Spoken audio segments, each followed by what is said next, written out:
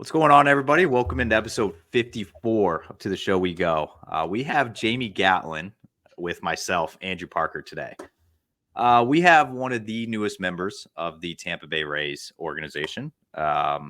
For people that may not know him, he was with the Philadelphia Phillies organization before. He's had a couple years off now. We'll get into that in a little bit, but it is the Blake Brown episode. Now, Blake, we were talking a little off air. I know your offseason's probably been a little different than some other guys that had just got done playing a few months ago. But I get, how has it been just this winter for you? Like, is it at the final stages here of ramping back up to for 2024?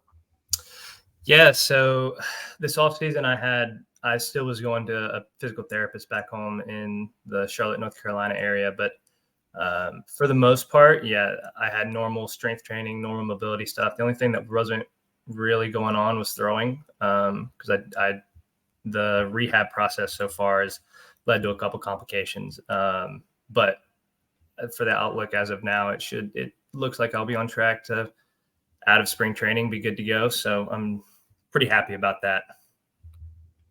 Yeah, and it's an off season of change for you, with obviously the Rule 5, which we'll get into in a bit. But how hard has it been for you to adjust to getting to know a new system, getting to know a new complex, just I guess, and new teammates everywhere? Like, I guess, what kind of challenges do you see like coming up for you with this whole process?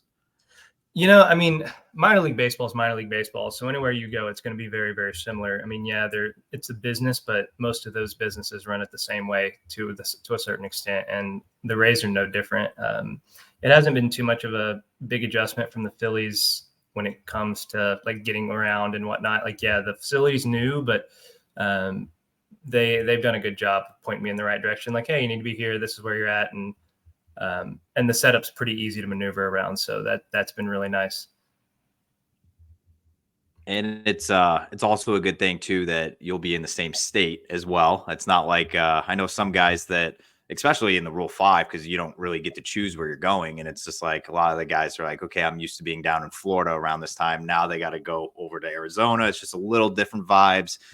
So at least you'll still be in the same state and honestly the same vibes, because I know that Arizona is a heck of a lot different than the Florida League for spring training. So I'm sure that's going to be a little helpful, I guess, as you're getting acquainted. But I did want to talk about the Rule 5. So minor league Rule 5 rolls around, you get selected by the Rays. So going into that for you, what was it like, your experience? Like, was it one of those things where you had teams contacting your agent because they knew you were available, or like, I guess, what was the process like? So my agent had mentioned about 2 weeks prior that there were a couple teams inquiring about me, just where I was health-wise, what the look was going to be for coming up in spring training when I was throwing bullpens, things along those lines. But in my head, the way that he portrayed it was, okay, these teams are interested in when I get healthy. Maybe they're going to trade for me in spring training. I haven't pitched since 2021. So Rule 5 really wasn't on my mind. Like, I know guys get Rule 5 after not pitching for a while. But I wasn't considered a high ranking prospect in the Phillies organization, at least not among different news outlets. So it didn't really cross my mind. And then I was coming home from physical therapy, and I got a call from my agent, and, we talk quite often. I love him. He's a great guy. And so we're friends as well as I'm his client. And he called me, and I assumed, hey, we're just going to have a phone call. Maybe he's got something to ask me. And he said, hey, did you see what just happened? And I was like, no. And then he told me, and I was like, oh, that's neat kind of thing. So then we went through the whole process of, I started meeting all the Tampa Bay Rays people. And then the Phillies called, and, they told me, they were like, oh yeah, you got Rule 5. And that was about the end of it. But the expectation wasn't there going into the day. And how's your conversations gone with the Rays, people from the Rays that you've been able to talk with so far? They've been great. I so far I've loved all the people I've met, especially in the rehab department. They've been great. I talked to a couple of the pitching guys. Winston Doom is the name that comes to mind immediately, and we had a good conversation. Obviously, I haven't been able to do much with them since I haven't been throwing. But once I get that back up and going, I'm pretty excited to work with them. Is it the Rays have a little bit of a reputation for being very advanced in the pitching side of things. It's always incredible how every single year, me and Jamie were just talking about this. It was like the Rays literally have guys that come up and you're just like, who is this guy? And then he comes out, he shoves, and then he becomes like an all-star. It's incredible what they do with the arms in the Tampa Bay system. Is that something you're excited to learn under a pitching program that does produce such great guys in the league? Yeah, I mean, it's always new to get some insight from someone different than you've ever talked to. It's just a different perspective on whether it be your mechanics, your pitches, whatever, your run game control. It's really nice to always talk to someone else. But yeah, I'm pretty excited to see what they've got in store, just as an organization as a whole, because like you said, their reputation is pretty good when it comes to developing players. So I'd love to be one of those guys that they found, through a Rule 5 draft that didn't really have that much going for him because I hadn't pitched in 2 years, and then they turned me into something that could be special. That would be really cool. But whenever I start throwing, I'll figure that out, I suppose. Jamie, I don't want to keep hogging it, so you get in there. I said, what are some things you've learned, the last 2 years, coming back from injury? Have you kind of learned to cherish baseball a little more, just being out of action for that long? Yeah. So coming back from my Achilles injury in spring training 2022, I started throwing bullpens February of 2023. So close to about a year ago. And I almost cried in my first bullpen. It was pretty emotional. I'd never really had a big injury like that, and never had a season-ending injury of that nature. So it was something new to have to learn to deal with. The mental side of things to start off with was pretty tough. I won't lie.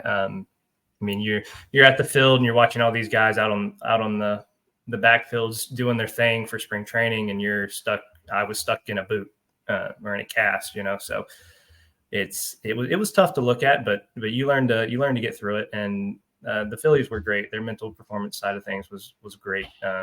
Good conversations to have with them. So they had a pretty good base to help me get through it for sure. Was there any advice you got from anyone in the Phillies that kind of stood out to you during that time?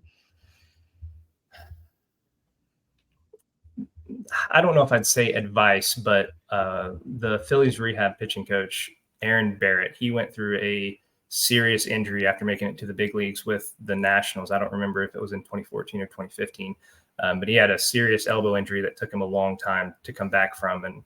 And his big thing was always just keep going, because, at the end of the day, you want to make sure you give it everything you got to get back. Because, like with him, I think it was a 3-year process for him to come back to throwing, but he eventually did, and he eventually made it back to the major leagues. Granted, it wasn't for very long because he was still having issues with his elbow, but, that was a story that I really liked to look up to, especially since at this point I've been in rehab for almost 2 full years. So he was very helpful in guiding me through the process. I want to take it back a little bit. So obviously you've been 2 years off, but 2021, a really good season for you. I was actually I had read before you hopped on, a guy with Fangraphs had interviewed you, I think back in like early 22, maybe that was a little after the 21 season. And you were talking about your uptick in velocity and some other things that you kind of had some good success with in 21. Can you talk to me a little bit about your high A experience when you were pitching in Jersey, when Your K per 9 was like the highest in your entire career, including college at UNC Asheville. So, what were you, I guess, finding out about yourself in 2021 before the injury? So I think once I got to pro ball, it was very different than college. In college, and I'm not saying professional baseball you don't want to win, but college baseball coaches, their job is on the line if their players don't perform to win baseball games. Whereas in professional baseball, your minor league coaches are sure they want to win games, but they are there to get you better, to get you to the big leagues. They want you in and out of that team as fast as possible. At least a good minor league coach does.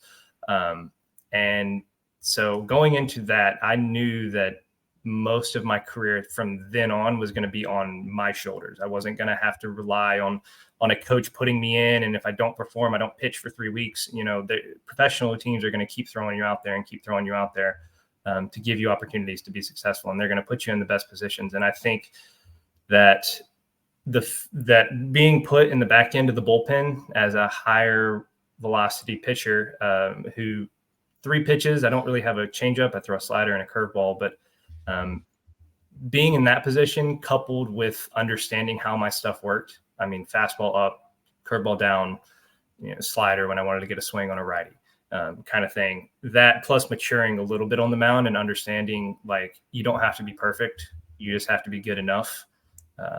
I think that's where a lot of the success came from going from college to professional baseball. Now, Jamie, we talked about this a little off air, but I want you to ask that. It kind of goes in about the closing experience that we were looking at. So I got some closing opportunities. You're a guy that loves being in that high leverage situation, having to get the final out at the, visitors ballpark. Yeah. I mean, when you get the call, for me, whenever I get the call in the 8th inning saying, hey, we're up by 1 run, we're up by 2 runs, you've got the 9th inning, come close it out. I'm an adrenaline junkie as is, but that knowing that like it's make or break is something that I really, really, really enjoy. In terms of baseball, other parts of my life, maybe I'm not a big pressure guy, but in baseball, it's always been something that's taken my performance to the next level. When I was a little kid, anytime I was really mad and angry on the mound, I'd always pitch better. I never knew why. I was like, oh, I just pitch better because I'm mad. Now that I'm older, I understand what that anger really was. And it was just adrenaline pumping through. And I've learned to control it at this point and really use it when I'm pitching. So that's one of the things about being in the back end of the bullpen that I've really enjoyed for sure. What's your go-to walk-up song? To be completely honest with you, I haven't really had a walk-up song that's been set through my entire career, but I think Cinderella Man by Eminem is probably my choice if I had to pick one for the rest of my life, for a couple reasons. But I mean, other than being a good song, but it relates a little bit to my past life and growing up and some of the stuff that I went through. So it's definitely up there. As solid as they come for a walk-up song. But I'm going to be honest with you. I was looking at the stats, and you had closed more games in 2021 than you did your entire college career combined. And I always had this joke too, because I was, in a locker room this past year in AAA, and it's one of those things where it's like, I feel like the closers, whenever you would see like the guys that were closing games, like they were just like a tick more like serious. They were a little more like psychopath in a good way. Mm-hmm. So what I guess in college compared to once you turn pro, it's like what changed for you to want to like be in that situation? Nothing. I always wanted to be in that situation. If we're being completely honest, I've always wanted to be that 1 to 2 inning guy that comes out and like I said, gets put in a high leverage situation. But for college baseball, where I played college ball at, it was kind of one of those things where I was just one of the better arms that we had. So we're going to put you on the mound and we're going to hope you go 6-7 innings and give us a chance to win every Saturday or Friday or whatever day it was I pitched on. I don't actually remember now, but that was where that was. I talked to my coach a couple times about being a back end guy, but we had a guy that was in that position. Granted, he wasn't a high octane arm, but he did throw a lot of strikes. And in the Big South Conference, that's how you get outs. It's not the big velo. It's not the big breaker. It's throwing the ball in the zone 3 times in 1 AB. And you're going to be successful. So I do want to bring it back to your draft year. So your draft year, I know you weren't drafted, but it was probably because it was the weirdest draft in our lifetime, just because it was only 5 rounds and it was just chaos after that because every single guy was pretty much an undrafted free agent that year due to COVID. But what was I was reading a little bit on the Fangraphs interview, but what was that like for you, I guess, with going through a 5-round draft and just, I guess, a little more uncertainty? Because I feel like so many guys that would have been drafted in a normal year, I don't know if they had switched it from 40 rounds yet or if it was still 20. No, that was the first year that it wasn't 40. Okay. Yeah. So the year before was 40 rounds. So it's like a lot of the guys that were undrafted free agents like yourself probably would have been picked. So I guess going into the 2020 draft, like, what was that experience like for you, like during the COVID times? Very nerve-wracking. I knew going in, obviously it was a 5-round draft, and I knew that there was one stat in particular that would keep me out of the draft if it were to happen, and it was my walks. I think my senior year, in the 19 innings I threw, I struck out 26, but I walked 18 guys in 19 innings as a starter. So I knew that was going to be the big deal breaker. And I went into it with confidence. I'd talked to a couple teams prior to the draft. A couple teams had talked to my agent saying, hey, would he take this amount of money? We'll guarantee we slot him in the 4th or the 5th round. And with them putting a cap on the signing bonuses for non-drafted free agents that year, it's hard to agree to something like that going into the draft, knowing that the amount of money they're offering is not enough to sway you from the choice post-draft, right? I mean, for some guys, you got the choice of 5 teams. For other guys, you got the choice of 25 teams after the draft. And that really is something that you can use to your advantage. And I mean, after the 5th round, after my name wasn't called, I was a little upset. I won't lie to you. I had to go take a nice short drive to cool off a little bit, just to get the emotions under control. But after that, and after I came back, me and my agent talked on the phone about it, and we came up with a game plan going into the free agent signing period, which I think was 3 days later. It was Monday, and the draft ended on Friday. And on Monday morning at 9 a.m., one of the guys from the Red Sox called, and that was the start. I was like, oh, I got a phone call. And then while I'm on the phone with him, it was, I had 6 or 7 or 8 other people calling me at the same time, trying to set up Zoom calls. And I had to just shoot them all text saying, hey, just call my agent, set the stuff up. He'll send me the information. So it was a little hectic, but getting to choose was, I think, a huge bonus. Going with the Phillies, there was a couple people that I talked to about the Phillies, knowing the type of organization they were and the direction they were moving. Like there were a handful of organizations that probably suited me a little better in terms of how they did things, such as the Rays or the Brewers or the Yankees or the Dodgers. They're very, very new school, very progressive baseball organizations. But I knew with the Phillies that I'd be able to move a little faster. So I decided, hey, let's take a chance on that. And, I enjoyed my time with the organization for sure. You did bring up something I wanted to ask about as well. Your stat line for 2021 when you were in high A is one of the more interesting lines I've seen. I know ERA is not like a tall, like just the stat that everybody thinks it used to be type thing. I know a lot of people hate ERA, they hate batting average, hate all that stuff now, whatever. I still like it. But I also incorporate other stuff too. But man, your stat line in 2021, the ERA was just above 3. Your K per 9 was the highest it's been in your entire career. Your batting average against was 155. It's just your walk rate was so high. So it's like, I guess it's interesting to me because you do such a good job at limiting contact and keeping the runs off the board. So I guess with that in mind, and then you obviously got a taste at Double-A before you were done pitching. So it's like, I guess, like, take me through like some things that, once you do get the all clear for 2024, whenever that is, what kind of stuff are you looking to change about your game? Obviously, limiting the walks would be an easy out to that question.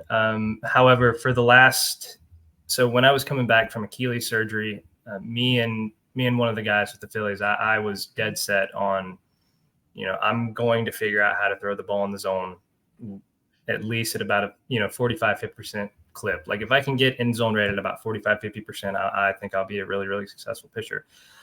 So I spent every day throwing just how close can I hit him in the chest? How close can I hit him in the chest? And that's something I'd never done. I'd never really focused on that because I used to think that was a little eyewash. Like, oh yeah, like you're playing catch. It doesn't transfer. And then sure enough, when I started to focus on that in catch play, my bullpens, when I came back, were 100 times better than they had ever been in my life. It was like before the injury, when I'm throwing a bullpen, if I feel that I'm going to miss the zone, like I knew it was no question about it. I was going to miss the zone. And then once I came back, whenever I was like, oh crap, that's a bad pitch.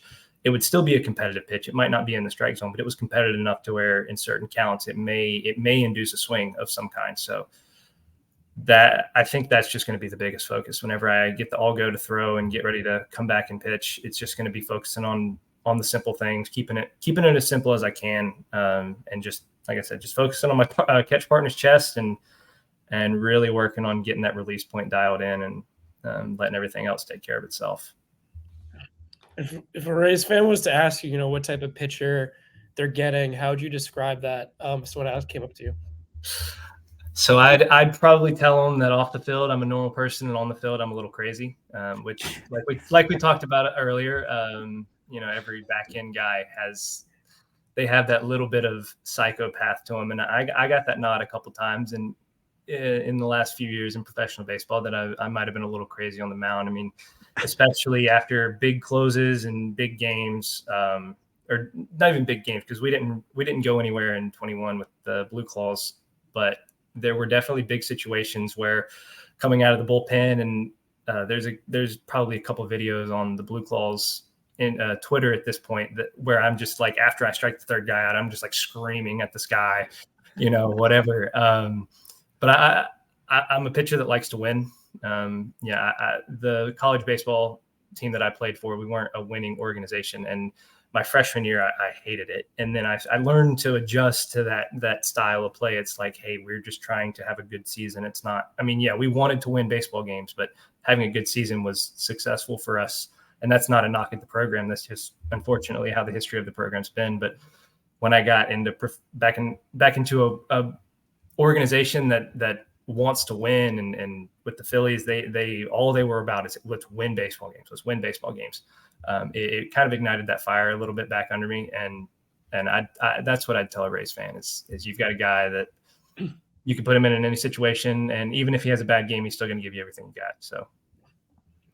So are you a fan of showing emotion on the field, not just pitchers wise, but are you okay with the guys in the batter's box doing it as well?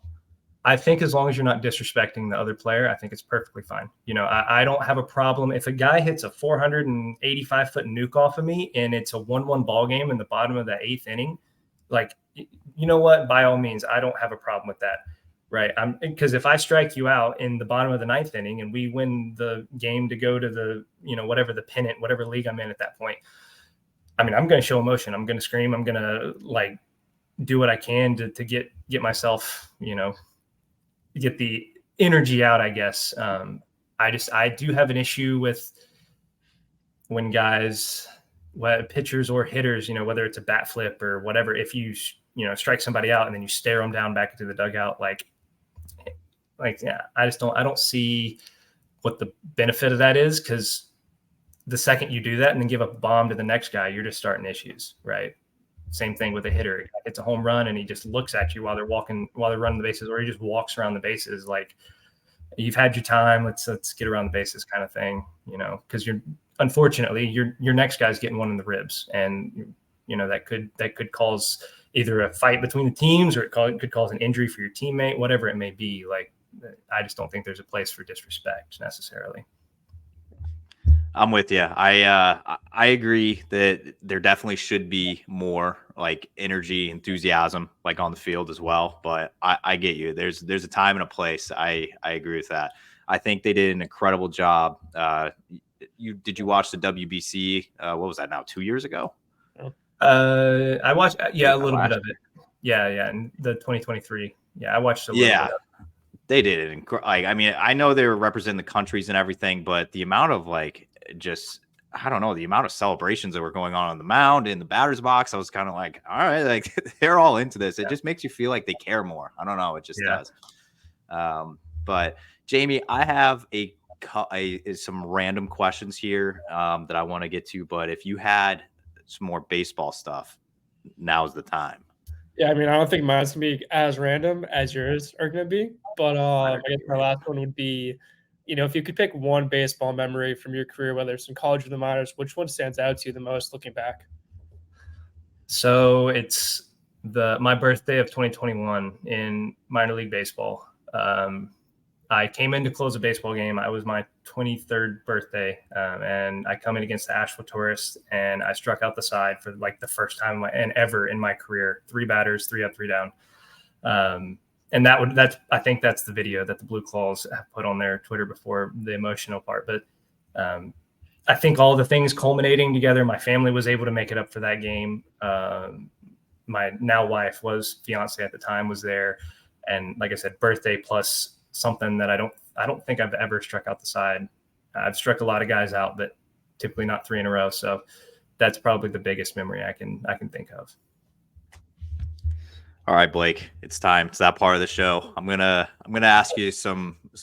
They're just kind of like, I call them random just because they're not related at all, and they're just all over the board. So I just have to prep you before, but it's not any hard questions. But no pressure at all. My first random question: what is a guilty pleasure of Blake Brown? A guilty pleasure. To be honest, I don't know if I really have any. I mean, well, okay, I love sweets. I guess we can. That'll be my guilty pleasure. I love sweets, any type of candy. Unfortunately, it's a bad habit sometimes. My wife's mom actually usually has a lot of candy at their house in this off season when we were living with them. Anytime I'd get up, I'd grab a little, like a Heath bar about this big, and I'd grab it and eat it, and then I'd go sit down, and it just became a bad cycle. The in-law spoiling you. Is Heath Bar your go-to? Do what? Is Heath Bar your go-to when it comes to candy, if you had to pick one? Yeah, Heath and Score bars are my favorite candy bars, for sure. So you're chocolate over sour. Yeah, I do like sour. I like the Airhead Extreme stuff, but if I had to choose, I'm going with the chocolate bar. Fair. That's on our last interview we had, it was soda. That was the first time I'd gotten soda. So this is the first time I've gotten candy. Like, it's I don't know. My fiance would be hers as well, because she always wants something. Like, you eat dinner, and then, like, I don't know if you deal with it at all with your wife, but we'll eat dinner like we did last night, and she was just like, all right, I want something sweet now. And I'm just like, what do you mean? Like, we just had like a huge dinner, but she was already thinking about like chocolate or like ice cream or something. I'm like, holy cow. Yeah, I totally understand. Well, it's fair. To each their own. I'm a big candy guy too. I think I'm a sour guy though. But it is what it is. I still love some chocolate. Second one here. You know what? I'm just going to get onto it because I have a few. Actually, you know what? I'm going to ask this one before I get into the important one. But you are a North Carolina born and raised. Did you grow up? I was born in Greenville, South Carolina, but moved to North Carolina when I was 2 months old. So yeah. Okay. So your whole life, you've pretty much been in North Carolina, and you went to college there. Yeah. We had another guy on that played high school baseball and grew up in North Carolina. Is there like a huge rivalry with barbecue there? Yes.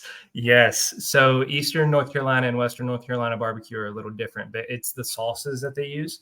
I'm trying to remember. I think Eastern North Carolina is more of a mustard based and Western is more of a vinegar based. But if I've got that wrong, someone back home is going to crucify me. But yeah, there's definitely a big rivalry because if you go to Raleigh, their barbecue is very different than, say, somewhere in the sticks of Western North Carolina. Tastes very different.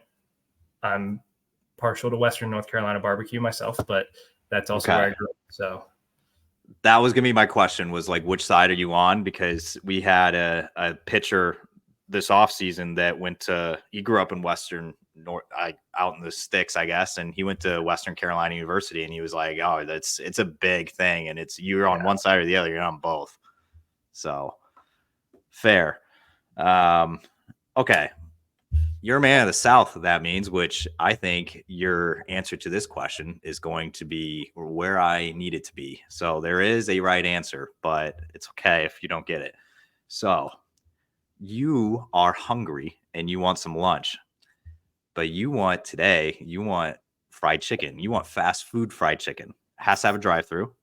okay. Every single option is available. So every single place that you've ever been to is all there. Where are you driving your car? I mean, I know my answer off the top of my head, but there's different types of fried chicken for sure. So you've got like in North Carolina, you've got like Cajun, Louisiana style with like Bojangles and Popeyes, and then you've got like actual Southern fried chicken at KFC. Now, if I'm just picking any fried chicken place, I'm going to Chick-fil-A. Like for sure, I'm going to Chick-fil-A. However, if I had to pick like Southern fried chicken, I mean, probably KFC. That's the only place I can think of. Wow. All right. Zaxby's was the correct answer, but it's See, it's okay. I won't lie to you. I had never had Cane's before I came to Florida, and then there was a Cane's right next to our apartment in Clearwater. And I had Cane's for the first time. I was like, wow, this is better than Zaxby's. I hated it because I loved Zaxby's so much, but I'm a Cane's guy. Yeah. Blake, this crushing me. Where we agree on that one. Crushing me, man. It's that's a question I've asked every single guest that's come on, and every episode is a new guest. So I've had 54 guys on. I've gotten Zaxby's 3 times. So it's the batting average is pretty low right now, but also they don't even have it up north, which kind of sucks. But I grew up in the St. Louis area, so they do have a few in Missouri. So that's how I got it. But man, they don't have anything up here, but they're starting to sprout some Canes up here, so it's good. Okay, my next question here. It's going to be about your college. So I think we all have, and Jamie included, because unfortunately he's a KU guy, but we're not going to talk about that because we don't like Kansas. But being a Missouri guy, we don't like Kansas. But we all have those athletes, and when we went to school, that kind of represent the era when we were there. So like, I'm not sure on you, Jamie, but I'm sure it's probably a KU basketball player at some point because you guys are dominant in basketball. For Mizzou, we're not good at any sport, so I had Drew Lock to cling on to, and that was it. So that's my guy when I was there. UNC Asheville gets in the tournament every so often in basketball. I know that. Right. Was there any athlete there, non-baseball related, that like during your time you were just like, that's our guy, that's UNC Asheville's guy?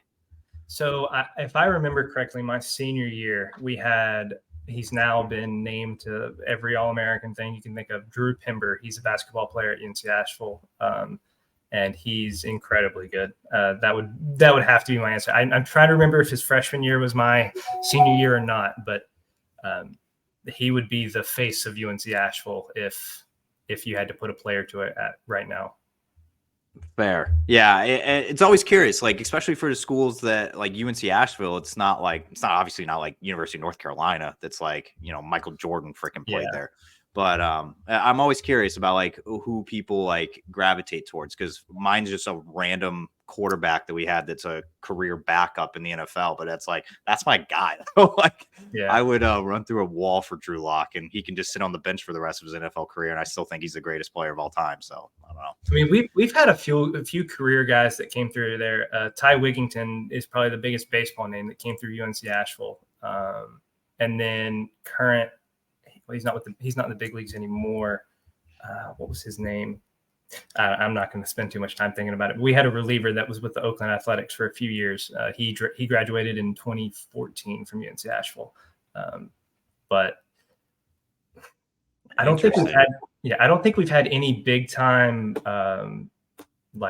athletes aside from Wigington that I can think off the top of my head. All right, I have a good trivia question for you if you're ever at an alumni event or anything, but UNC Asheville, holy cow, there is a guy that played for UNC Asheville that is the tallest player in the history of college basketball. I remember looking this up. I can't tell you his name, but I remember looking this up when I was in college because I saw it. Guy was 7'9". He was like late 90s, right? Yeah, Kenny George is his name. Yeah, that's right. All right, trivia question. If you ever that's ever come up, you heard it here first. But all right, Jamie, I don't have any more random ones. We're gonna empty the bench here. Blake's given us 35 minutes of his time, so we appreciate that one. But I have one final one. If you have anything left to empty the bench with. I'm gonna try to think of like a random one on that level this whole entire time. This one isn't as random, but other than baseball, what's your favorite sport to watch or play? So to watch, I'm not a really big sports watcher. I'm a big South Carolina fan, so I'll watch their basketball and their football whenever it comes on. But aside from that, I'd have to say college basketball. I mean, you know, in the Olympics, I love watching like the gymnastics, the male gymnastics, and all of that because they're incredible athletes. It's actually insane to watch what they can do, and that's always interesting. Golf. That's my answer. Golf. Golf. And now that I'm thinking about it, usually I try to watch at least 2 or 3 of the majors each year. I'm not always religiously going to watch them, but I try to watch them. Yeah. You have plenty of place in Florida. I've told Andrew this. I'm a god awful golfer, and I belong on a mini putt course, not an actual golf course. But I have been to Florida a couple of times, and when I'm not getting yelled at by grandmas behind me, there's a couple good courses there. Yeah, I actually haven't been able to play golf too much down here because I didn't have my clubs whenever I was able to, and now with the arm injury, it's kind of just like, hey, let's take it slow, and then once you get healthy, we can put you back out there. But I have heard there's some really good courses down here. All right, so I did have one last random question that I knew I was going to ask you, and I don't know how it slipped my mind, but you are pretty recently married. Yes. So congrats, by the way. Thank you. I am currently engaged, and I'm getting married in 9 months now, October of this year. So it's coming up. So I understand what the wedding planning process is like, and it is something, to be honest. So I want to know from you, what was, not going to say the worst part, but what was the most stressful part of your wedding planning process? Making sure I show up on time. So luckily my wife was really, really good at the planning part. So granted, if I would have said like, hey, why don't we do this? She probably would have been like, no, it's got to be perfect. And she spent months and months and months on every little part of the wedding. So she did a great job with that, but I didn't have to do all that much when it came to the planning, aside from, you know, maybe helping her decide on colors of flowers or whatever, something like stuff like that. But she got most of the vendors, and her and the wedding planner put it together, and it was great. But like I said, showing up on time. I'll tell you what, man, the wives are the superheroes, because I proposed to her in May of last year. She already had it like all planned out in June. Like, it was insane. I was like, she put on a cape and she went nuts. I was like, what can I do? Like, is there anything you want me to do? Nope. She wants it. Yep. And I didn't even argue. I was like, if you want it that way, it's going to be that way. So The wives are the real MVPs right here. That's all you got to know, Jamie. Whenever that comes for you, it's, just nod your head yes and say I'll be there. Yeah, I have 2 sisters, so I know the drill. There you go. All right, I got one last question for you. So we'll end it on this. So 2024 report date, I feel for pitchers is like 3 weeks. It's like 3 weeks away. Sometime in I think it's like February 21st or 22nd. All right, so about a month. We're getting there. You already are down at the complex, I think. So I know you don't know. You obviously don't have like a date that you can start. Well, maybe you do. I don't know, but I'm sure that's other talks. But so you just don't know when you're going to be fully ready to go yet. But if you had it your way and you were cleared if you have a target date and you hit that date of when you want to start going full go, what is on, I guess, the bucket list for 24 for you in your baseball playing? So I'd say, I mean, we can look at it from a numbers point, but I think my bucket list would be to do better than 2021. I think that's the best thing I can say. Unfortunately, baseball is a very erratic sport and doesn't always go the way you plan. But if I can have a better season than I had in 2021 after coming off of injury, or a similar season, I'll be extremely happy. I think pretty highly of myself as a pitcher. I think if everything falls in the right place in the right place at the right time, I think I have a chance to fulfill a dream of mine. So, I mean, and that would be also on the bucket list is getting a chance to debut and see what it's like in the major leagues. Obviously that comes down to performance. And like I said, if I can have a better season than I had in 21, I'll be happy. And I think everything else will fall into place. Well, I'm hoping to see your name up in Durham at some point. Hopefully once you're clear. And is that close to home for you? It's about 2.5, 3 hours. Yeah. Very close. I'm sure you'll have some family there. When that time comes, but Blake, we appreciate all the time, man. It's been a good chat with the guy that, it hasn't been on the mound for 2 years. So it's good to just hear from you and hear your side of things and where things are headed. So we appreciate all the time you gave us. Yeah. Thank you guys so much for bringing me on. I love these interviews. I love talking to people, telling my story and answering all your random questions. It's always fun. So I appreciate you guys bringing me on.